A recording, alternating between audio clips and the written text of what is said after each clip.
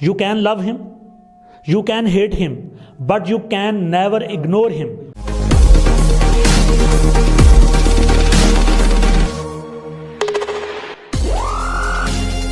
अस्सलामुअलैकुम, welcome back to our channel. मैं हूं आपका होस्ट, आपका दोस्त इब्राहिम कश्मीरी, और मेरे साथ मौजूद है जनाब अदनान भट्ट।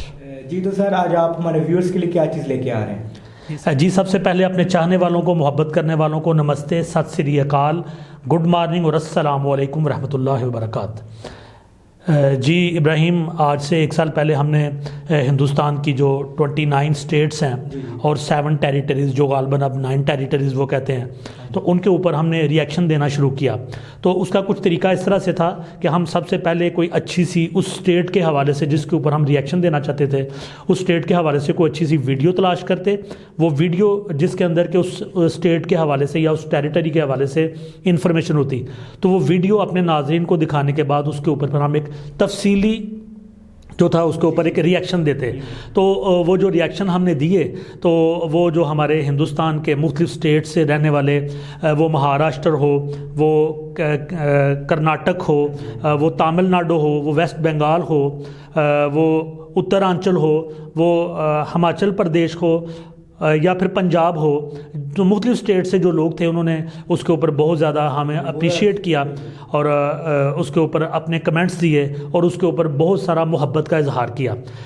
थोड़े से लोग थे जिन्होंने थोड़ा सा उसके ऊपर क्रिटिसिज्म किया, लेकिन 99.9% लोग ऐसे थे जिन्होंने उसको पसंद किया। तो उन्हीं दिनों में उसके बाद वो आ गया, ये कोविड-19 आ गया। कोविड-19 की वजह से कुछ बिज़नेस की मसरूफियात, हमारी यूनिवर्सिटी है, कॉलेज है, उसके बाद बिज़नेस है, तो उसमें हम जो थे वो बिज़ी हो गए और हम मज़ीद वीडियोस नहीं बना सके। तो कुछ चंद दिन पहले ना मैंने अपना जब चैनल खोला तो उसके ऊपर मैंने देखा कि असम जो स्टेट है, ये भला कहाँ पे आसाम, ये जो हिंदुस्तान है ना, उसके बिल्कुल नॉर्थ ईस्ट में है। तो 7 सिस्टर स्टेट्स हैं, मेघालय, मिज़ोरम, मुख्तलिफ ये 7 स्टेट्स हैं ये। तो ये जो हिंदुस्तान का बिल्कुल वेस्ट बंगाल के ऊपर सिलीगुड़ी कॉरिडोर है, उसके साथ ये 7 स्टेट्स ऊपर से जुड़ी हुई हैं। तो बिल्कुल उसके सेंटर में, वो मैंने वीडियो के अंदर बताया हुआ है कि बिल्कुल एक जैसे बर्ड होता है, परिंदा होता है, ऐसे करके, तो ऐसे करके, यानी ये बिल्कुल नीचे से लंबा और ऐसे करके ये स्टेट है असम। तो इसके ऊपर हमने बड़ी मोहब्बत के साथ, बड़े प्यार के साथ एक वीडियो बनाई। तो उस वीडियो को आजकल जो असम के रहने वाले, हमारे मोहब्बत करने वाले, हमारे साथ प्यार करने वाले हैं, वो बड़े उस वीडियो को पसंद कर रहे हैं, लाइक कर रहे हैं। लेकिन उसमें एक और चीज़ जो मैंने देखी और उसको मैंने मुझे बहुत ज़्यादा उसके ऊपर जो है वो परेशानी हुई, वो ये कि इनका एक इनके हीरो हैं, एक सिंगर हैं और जुबीन गार्ग। तो उनका हम जिक्र नहीं कर पाए, शायद जो वीडियो हमने दिखाई उसमें जिक्र नहीं था और हम भी उसके ऊपर जिक्र नहीं कर पाए। तो सबसे पहले तो हम असम के रहने वालों को से माज़रत चाहते हैं, उनसे सॉरी करते हैं कि उनका हीरो जुबीन गार्ग, उसका हम जिक्र नहीं कर सके और उसको वीडियो के अंदर उसके हवाले से हम नहीं बता सके। तो आज खसूसी तौर पे स्पेशली कंपनसेट करने के लिए हम जुबीन गार्ग के हवाले से वीडियो लेके आए हैं। लेकिन उससे पहले मैंने थोड़ा सा ट्राइब्यूट दूंगा जुबीन गार्ग को। जुबीन गार्ग के हवाले से मैंने एक राइटिंग पढ़ी, तो उसमें कहते हैं कि यू कैन लव हिम, ये जुबीन गार्ग के हवाले से है। You can love him, you can hate him, you can never ignore him. You can love him, you can hate him, but you can never ignore him because he is our very own multi-talented singer, actor, lyricist, composer, director and poet. Zubeen Garg, हम ज़बीन कहते हैं लेकिन ये जुबीन कहते हैं। Jubin Garg, a man who has revolutionized the Assamese music industry. Assam की जो music industry है उसके अंदर उसने रेवोल्यूशन लेके आया है, जुबीन गार्ग। तो जुबीन गार्ग का सबसे पहले या अली गाना, जो गैंगस्टर फिल्म है 2006 में बड़ी हिट हुई है फिल्म, तो या अली गाना जो है पहले हम वो सुनेंगे, जुबीन गार्ग को ट्राइब्यूट पेश करेंगे, फिर जो जुबीन गार्ग के हवाले से हम कुछ डिस्कशन करेंगे। आपसे गुजारिश है कि वीडियो को एंड तक देखिएगा ताकि जुबीन गार्ग के हवाले से हमारे जो सेंटिमेंट्स हैं वो आप तक पहुंच सकें। तो आइए इब्राहिम से कहेंगे कि इब्राहिम हमें ये गाना प्ले करके दिखाएं। 1 2 3 start. Yali for you. Thank you.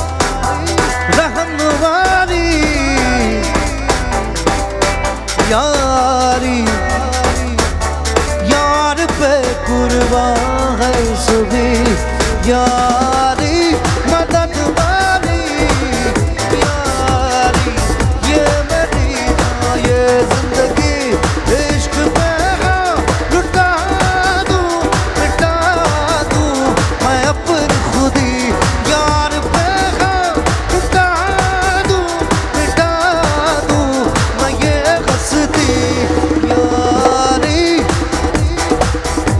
रहम वाली यारी यार पे कुर्बान है सभी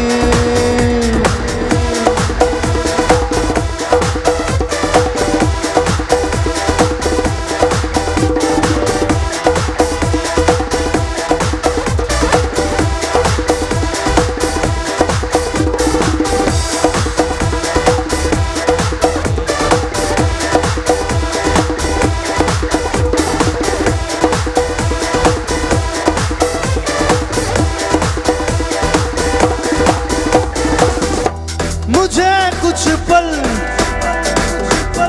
दे गुर्बत के फकीर हम तेरी चाहत के रहे बेचैन दिल कब तक मिले कुछ पल तो राहत के चाहत में इश्क पे लुटा दूं मिटा दूं मैं अपनी खुदी यार पे लुटा दूं मिटा दूं मैं ये हंसती यारी रहम वाली यारी यार पे कुर्बान सभी यारी मदद वाली यारी ये मेरी ये जिंदगी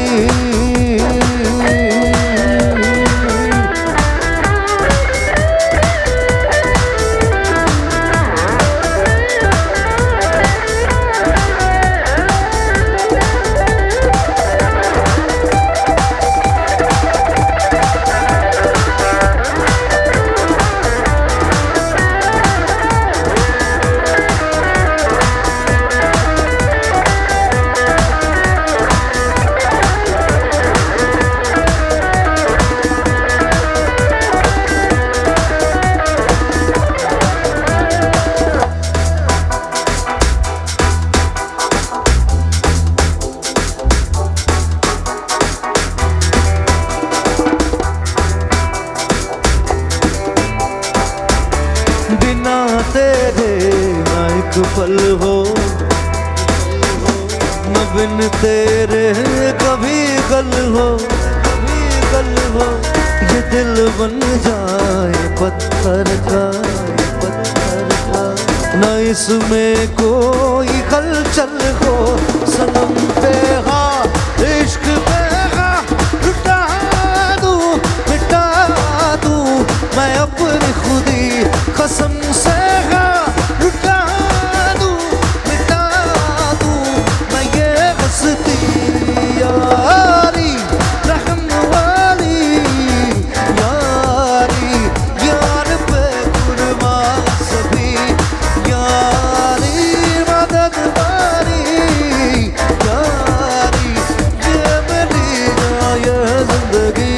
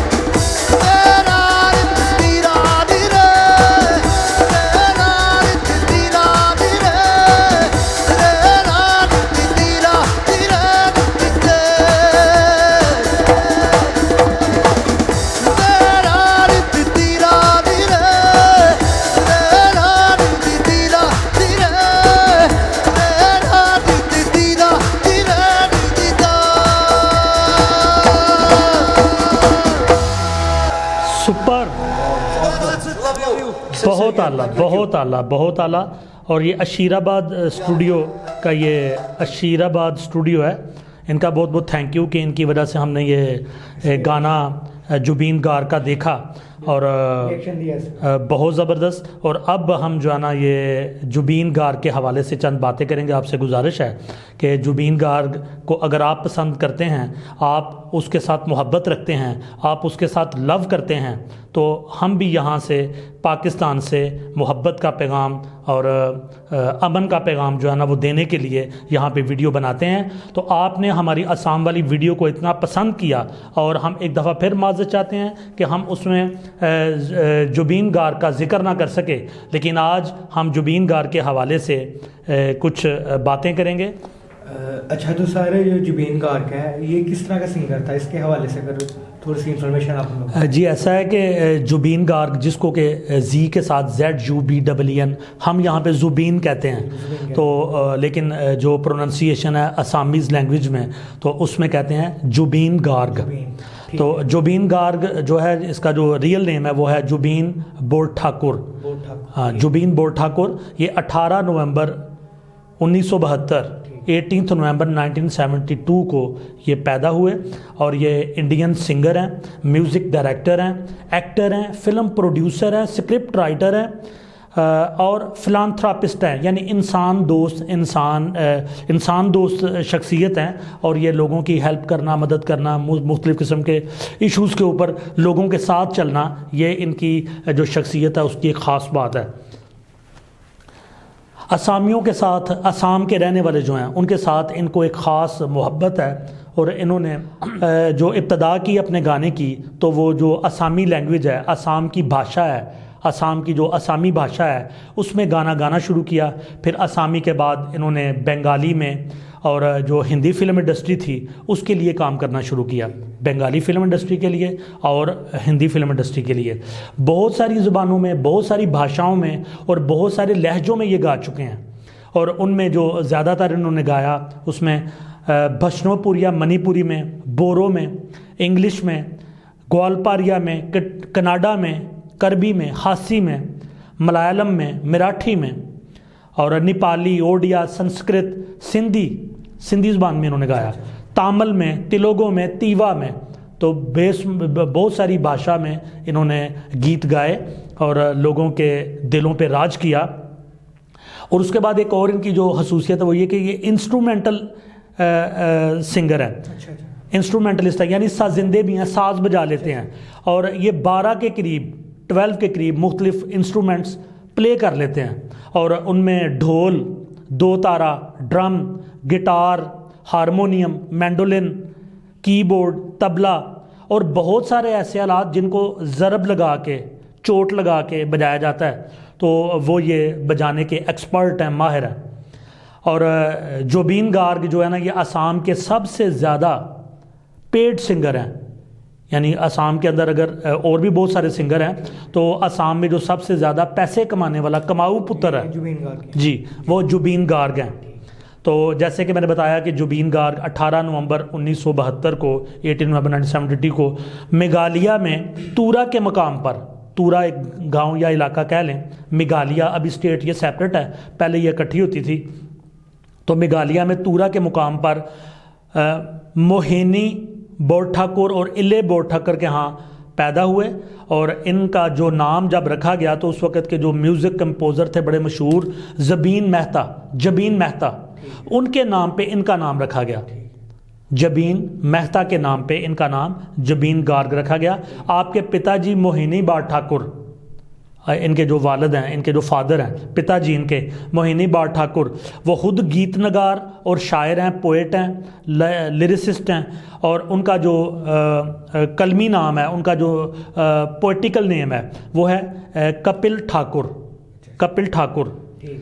तो गार्ग ने जो था ना शुरू में आगाज़ जो था एज ए स्टूडेंट किया, तो एज ए स्टूडेंट इन्होंने साइंस में ग्रेजुएशन किया।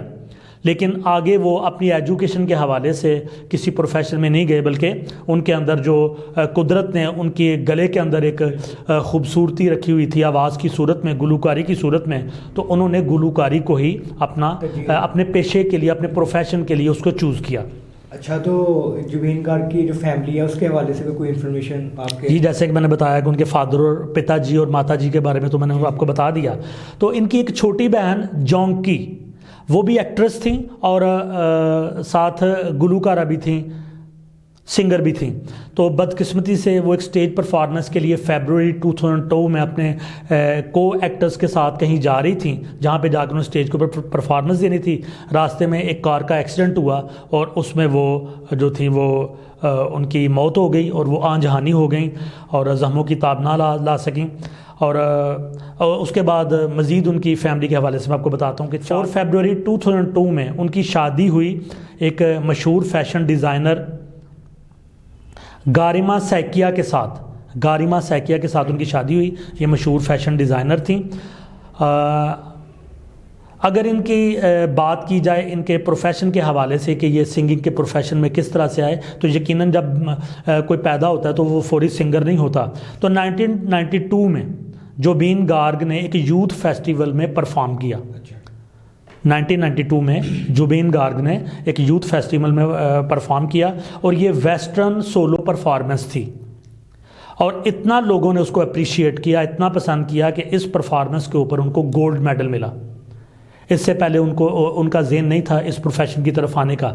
उनको जब गोल्ड मेडल मिला और उनकी अप्रिसिएशन हुई तो उनका जो कॉन्फिडेंस था वो बढ़ा।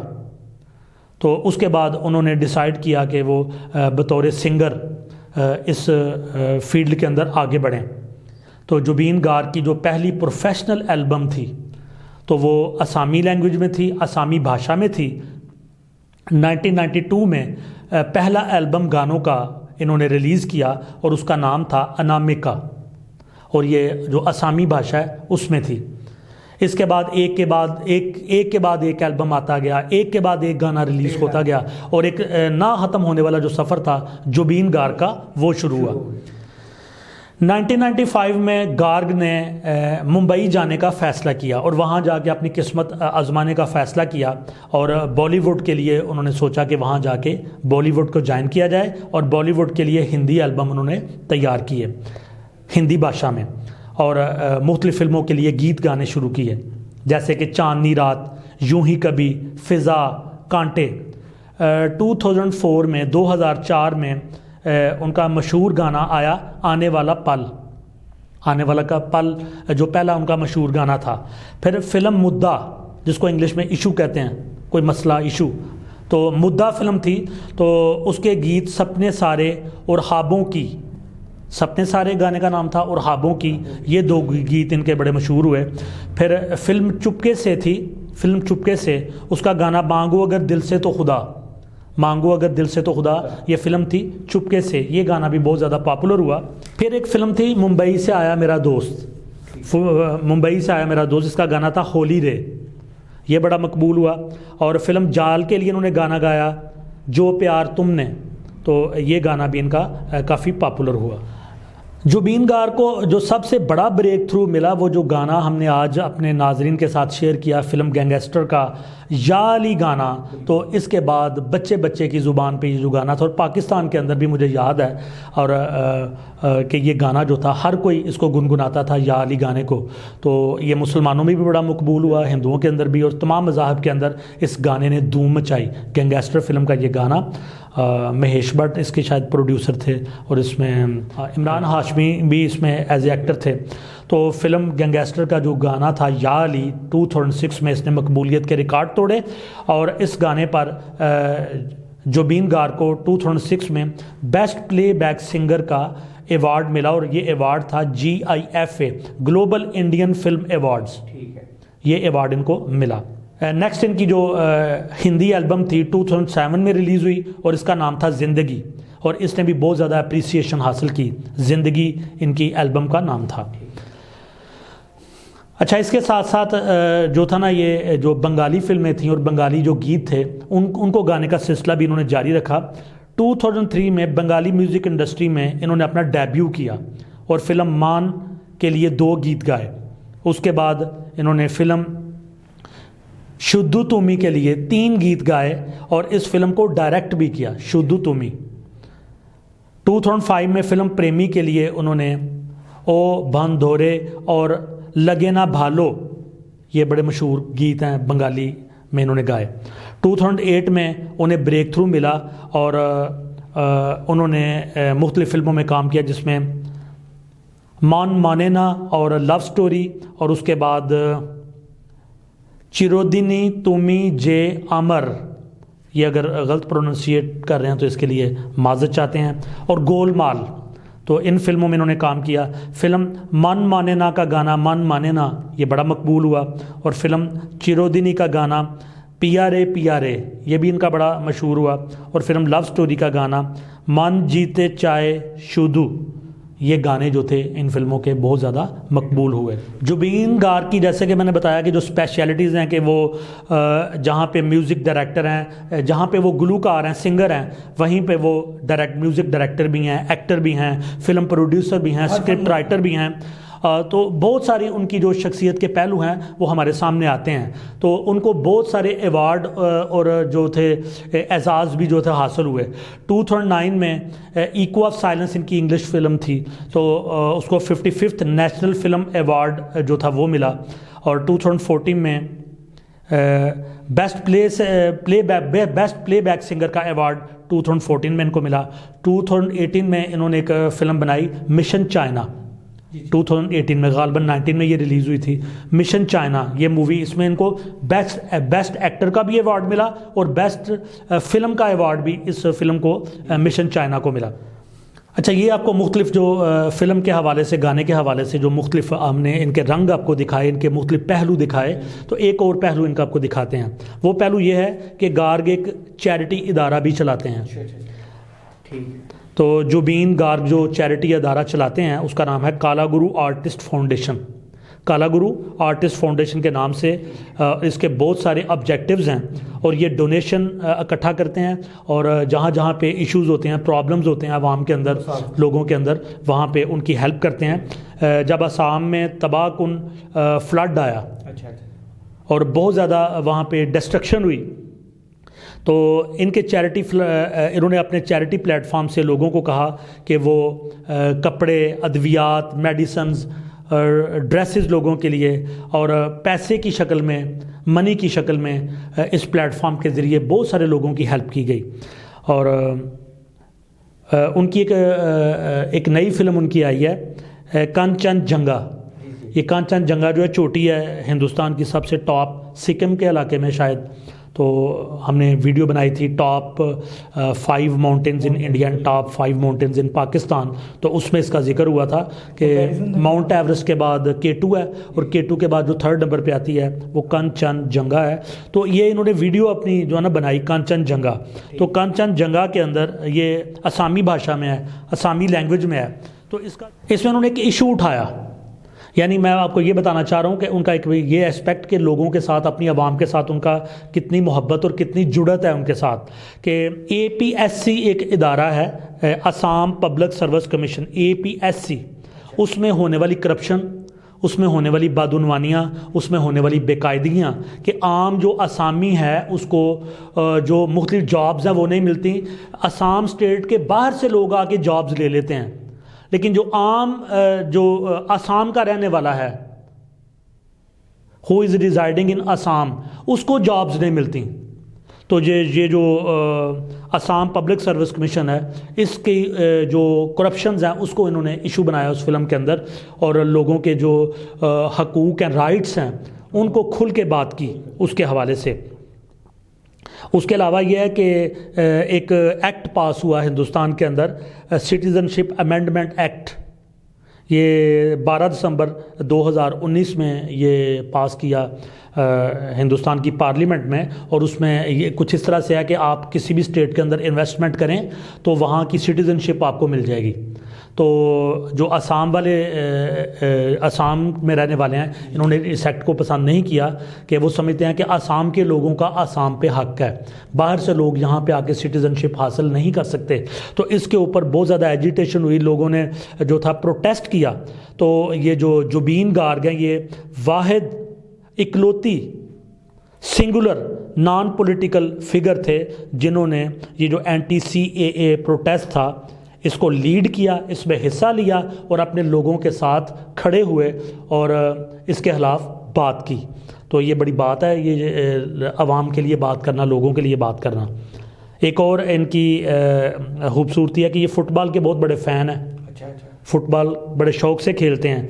तो इन्होंने जब फ्लड आया तो लोगों के लिए फ़ंड्स जमा करने के लिए ख़ुद फुटबॉल के मैच खेले और वो फंड्स इकट्ठे किए और लोगों के लिए। तो लोगों के लिए ये जो असम के लोग हैं, अगर वो इतना चाहते हैं तो यकीनन उसकी वजह ये है कि जुबीन गार्ग ने जो अपनी मौसीकी के ज़रिए और अपने जो ह्यूमैनिटी के वर्क्स हैं, इनके ज़रिए से जो पूरे हिंदुस्तान में नहीं बल्कि पूरी दुनिया के अंदर अपना एक नाम बनाया है और असम की पहचान बने और लोगों की दिलों की ये धड़कन है और लोगों के दिलों में बसते हैं। और जुबीन गार्ग के हवाले से मैं यही कहूँगा, जय जुबीन गार्ग, जिंदाबाद जुबीन गार्ग। अच्छा, इनकी आप इतनी ज़्यादा तारीफ़ कर रहे हैं, असम में इनके अलावा और कोई सिंगर नहीं है? बहुत सारे सिंगर हैं, बहुत सारे प्लेबैक सिंगर हैं, राइटर हैं, ये लिरिसिस्ट हैं। ज्योति प्रसाद अग्रवाल यहाँ के एक आइकॉन रहे हैं, ये प्ले राइट भी थे, सॉन्ग राइटर भी थे, पोइट भी थे और फिल्म मेकर भी थे। ज्योति प्रसाद अग्रवाल ये जो है ना असामीज़ कल्चरल आइकॉन इनको कहा जाता है। तो उसके बाद भूपेन हजारिका, ये भी एक म्यूजिशियन, लारिसिस्ट, सिंगर और पोएट, इनका भी बड़ी रिस्पेक्ट और बड़ी इज्जत की जाती है वहाँ पे। लेकिन आज का दौर का जो सिंगर है, आज का दौर का जो आइकॉन है म्यूज़िक इंडस्ट्री में असम के हवाले से, वो एक ही है और वो है जुबीन गार्ग।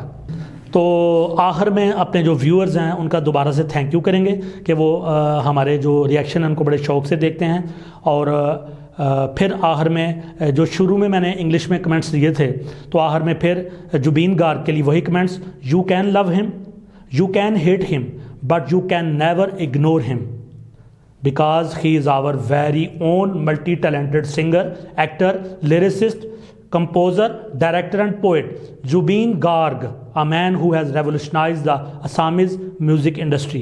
जय जुबीन गार्ग। आखिर में आपसे इजाज़त लेंगे। आपसे गुजारिश है कि हमारे चैनल ईडन गार्डन टाइम्स को सब्सक्राइब करें और साथ बेल आइकन के बटन को दबाएं ताकि नई आने वाली वीडियोस की नोटिफिकेशन आपको बार वक्त मिल सकें। इंशाल्लाह नेक्स्ट वीडियो में आपसे मुलाकात होगी। अल्लाह हाफिज़, रब रखा।